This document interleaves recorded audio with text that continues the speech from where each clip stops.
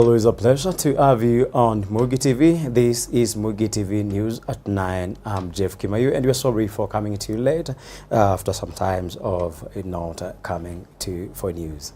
Thank you for tuning in to tonight's bulletin, and don't forget to follow us on our social media platforms, YouTube, Mugi TV, and on Facebook, Mugi TV. I am Marion Mwema. And we've great stories that we've prepared for you, but first, the stories making headlines that a KMPDU protests over unmet demands. And President Ruto's address at the 11th Intergovernmental Summit. And students asked to choose courses wisely to avoid mismatches. Elsewhere, Prime Cabinet Secretary Musalia Mudavadi presides over the signing of the performance contract. Welcome to Mugi TV News at 9. I'm Jeff Kimaiyo, and these are the stories. The Kenya Medical Practitioners, Pharmacists and Dentists Union KMPDU staged protest today, accusing the government of failing to address their grievances. Among the issues highlighted are delayed payments for over 1,000 medical interns and unresolved job promotions and unmet demands for increased salaries. Despite the Ministry of Health announcing the release of 960 million Kenyan shillings to cover stipends and arrears for some health interns, KMPDU maintains that this is a partial solution to a broader crisis. They warn of a looming nationwide strike if their comprehensive bargaining agreement is not honored. And on the same story, union leaders emphasize that these unmet commitments have led to staffing shortages of burdened healthcare workers and declining care standards in public hospitals. With healthcare services already stretched thin, the standoff poses a significant risk to patients across the country. It's a manner of degree in which people are not able to deliver the quality services that we intend to deliver. The senior doctors, the senior consultants, junior consultants, medical officers, and even the general staff of the hospital. A hospital of this magnitude is supposed to have good governance. Corporate governance has gone down remarkably. There's a tendency for domination of the board of directors, together with the management. A collaboration that is evil and is bound to lead to privilege of finances, facilities. So we are crying aloud as doctors that please, the public should not let us down. Come in and give us the support we need. We want to thank KPDU because we know that basically he has goons, he has people who he has recruited to maintain the status quo. And this status quo is not for our own good. It's not for the good of Kenyans. And after all, we are not looking at Nairobi Hospital as an isolated case. All the private hospitals have issues. And we need to start by showing that things can turn around for the betterment of hospitals, both private and public. So I hear you agreeing that you are going to support us. Yes. Give us all the necessary strength we need. Yes. Yes. And at short notice, we shall call upon you. Because I can see young doctors here who tomorrow will be working in Nairobi Hospital. Yes. You really don't want to come here and be mistreated and be underpaid. And at the end of the day, you lose the professional instinct that you have in you. We wish you all the best, and we'll work together. Thank you.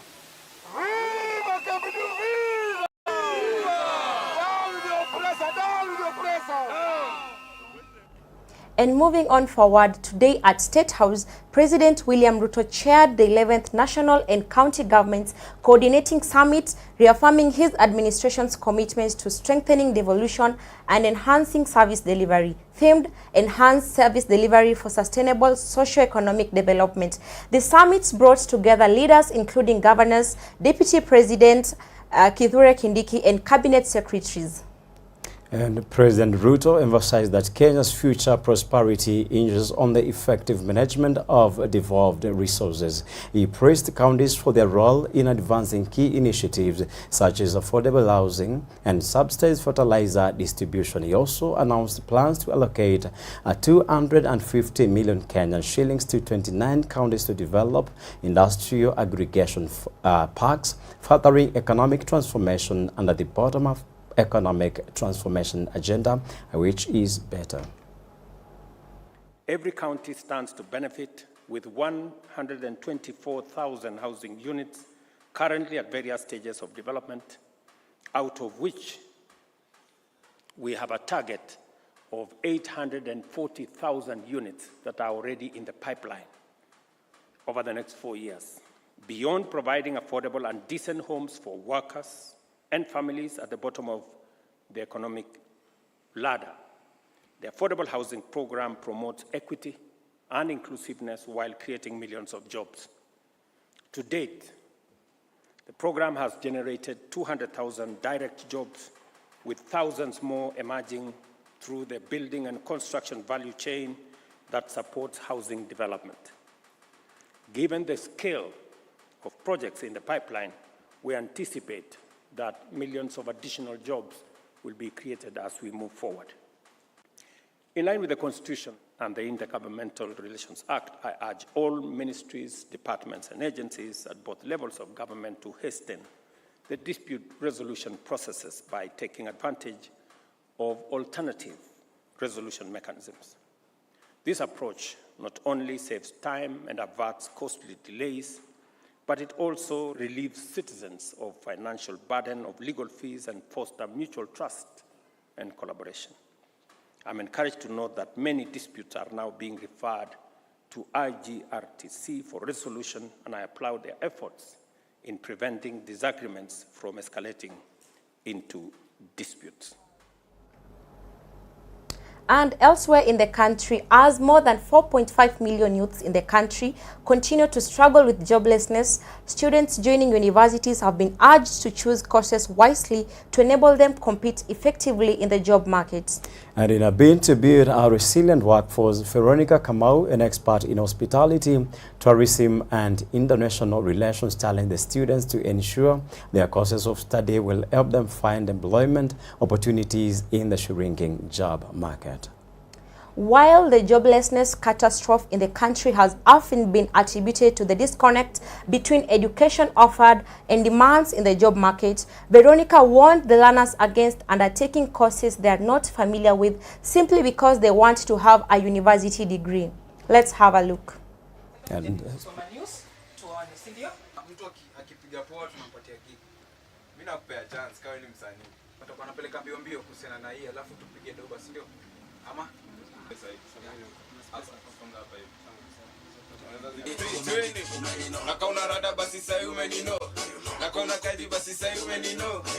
For me, nataka kufanya electrical engineering, and I have my mentor, Mr. Bodo, and anaendelea kuni guide on how to do it and how to pursue it, and venye itakuja kukua, venye itakuwa after nimesha pursue. Ukishafanya selection zenye utaitwa, si lazima uende ufanye hizo. Ukiingia university unaweza chagua, unaweza badilisha. So mtu akiwa home chague, then zikose kuitwa zenye ulikuwa umechagua, you can still change. Jess Nyambura, alafu kisha masomo yale natufundisha kuhusu career na venye unafaa uchague career before uchague kile unafaa kume hata results zinapotokea yenye unafaa choose. Imekuwa na manufaa kwa sababu na before uchague course wametuambia unafaa ukue kwanza ukue like physically uko poa, mentally na emotionally, ndio career utachagua ndio utakuja utakuwa unafanya sasa ndio utakuwa best. Thank you for watching Mugi TV News. We are having a very short commercial break. We are coming back. Thank you.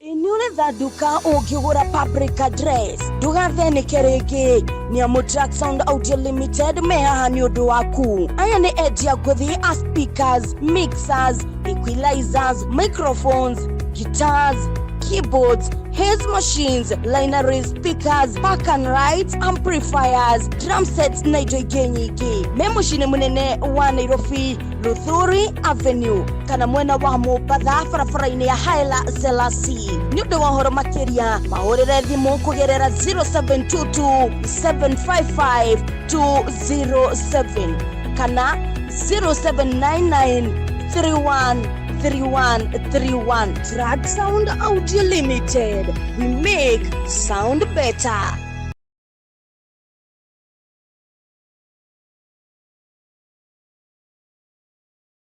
Nĩ ũthumbũkĩte kũharĩria igongona rĩaku nĩguo rĩkinyanĩre. Ndũkamake rĩngĩ. JN Events marĩ haha nĩ ũndũ waku.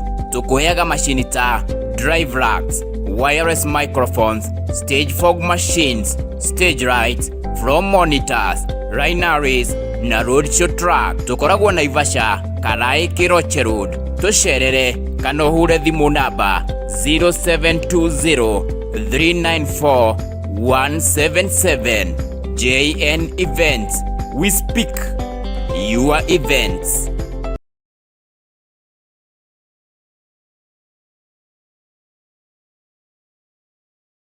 Ũngĩenda kuonjorithia na ithuĩ, kwanĩrĩrithia biacara yaku kana kĩmenyithia gĩa gĩkuũ, tũcerere wabici-inĩ citũ Nairobi, View Park Towers, ngorofa ya 5 Wing C, kana ũhure thimũ namba 0720 394 177 kana ũtũme email kũrĩ info@mugetv.co.ke. Mugi TV, mugambo wa kwĩhokeka.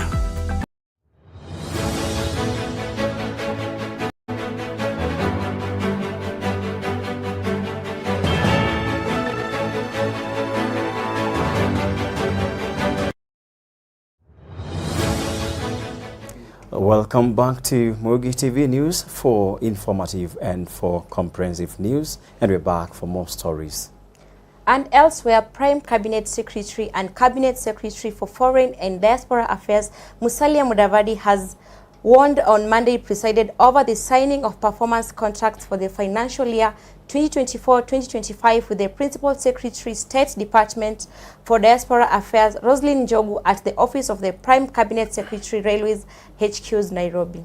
Mudavadi said the performance contracts outline the government's strategic goals and measurable targets within various cadres of public service delivery and are aimed at enhancing public safety and security while upgrading the delivery of services to citizens. Through these contracts, we reaffirm our commitment to advancing Kenya's development goals and transforming lives under the bottom-up economic transformation agenda, which is also better, ensuring delivering of results that align with our national priorities, fostering efficiency, effectiveness, transparency, and measurable outcomes in service delivery. And Mudavadi said this annual exercise is a cornerstone of accountability, and it provides a structure or framework to track the progress of the government's development programs and policy implementation. The Prime CS, who is also the acting Cabinet Secretary for Interior and National Administration, also witnessed the signing of performance contracts with the Chairperson Council of Foreign Service Academy, Professor Patrick Maluki, and Honorable Mwambu Mabonga, the Chairperson Public Benefit Organizations Authority. But I know you know each other. We know each other. And I can also single out my fellow politician, Mwambu Mabonga, who is with us as well. And Your Excellency, it's really our pleasure that we have continued to enjoy your leadership and your support, so that as we take off now, particularly some of our institutions that have not yet signed their pieces, as we take off now, I think the road ahead is much more clearer. Grateful also for our wonderful team that does all the heavy lifting. We're looking forward to an exciting, well, really half of the year of finishing the implementation of this contract. We've had a fantastic and very, very busy year already, but looking forward to really, really drilling in and getting the work done for the people of Kenya. Thank you. This to your operative level, because sometimes we have taken even as long as 3 months or 4 months before you sign with the other people, and that is not good practice. So before we take the break, it's important that we execute this so that January kicks off in proper earnest.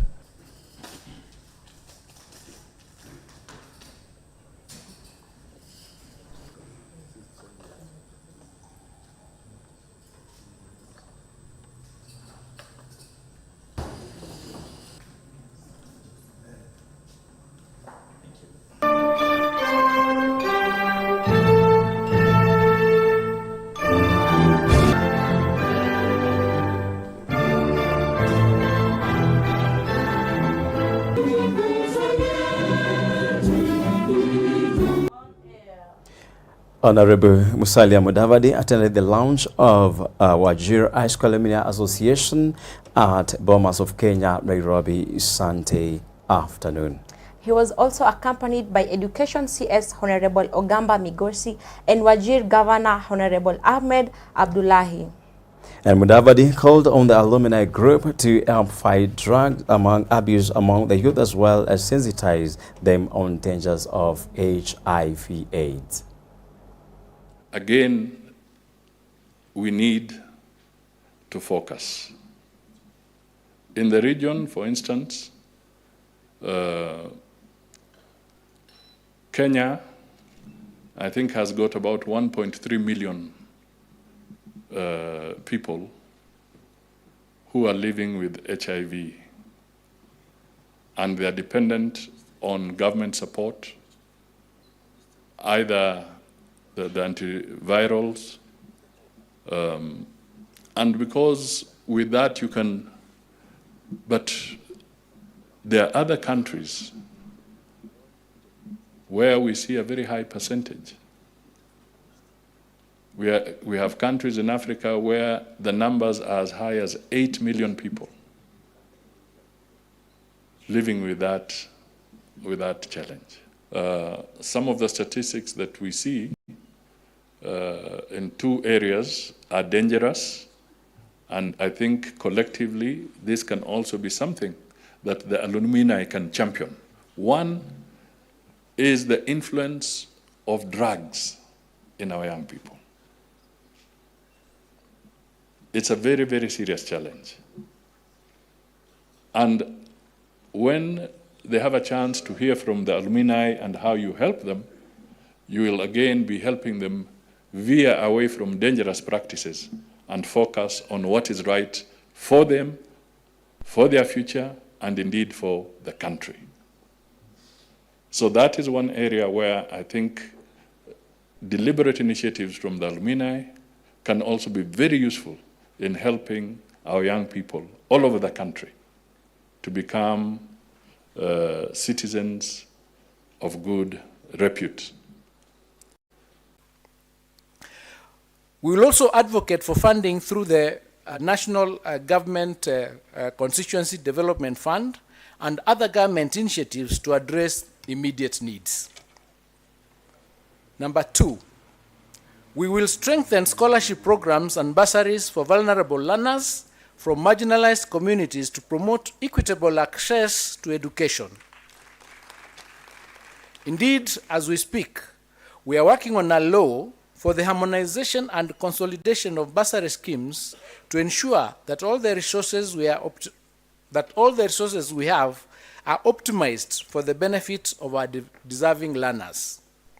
And number 3, we will work closely with the association to facilitate partnerships with the private sector, development partners, and civil society to support resource mobilization and mentorship initiatives.